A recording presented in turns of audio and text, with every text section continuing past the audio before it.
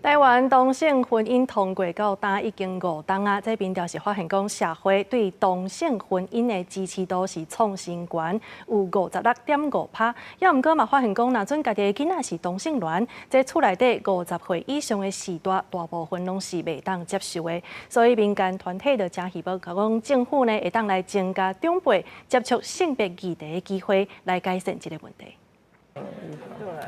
2019年，台湾同性婚姻通过，民间团体自2020年开始，当年拢会做社会大众对同婚态度的民意调查。今年因收集1082个有效调查，统计出来的结果显示，大众对同性婚姻的支持度有56.5%，创下新高。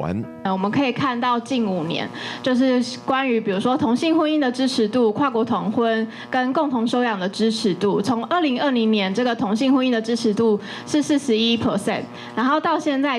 已经来到了56%，其实可以看到这5年来已经上升了15个百分点。虽然国人整体对同性婚姻的支持度有提高，不过民间团体分析了后，嘛发现机会愈大，接受程度是愈低。20至29岁这个族群，若做爸母，若是面对家己的囡仔是同性恋，接受程度约9成；30至39岁8成外，40至49岁是7成外。 但是到50至59岁，就降到47.4%，落差真大。因为在他们成长经验中，其实没有机会接触 LGBT 朋友啦，或者说他们同个世代的同志朋友，其实不在他们的成长经验中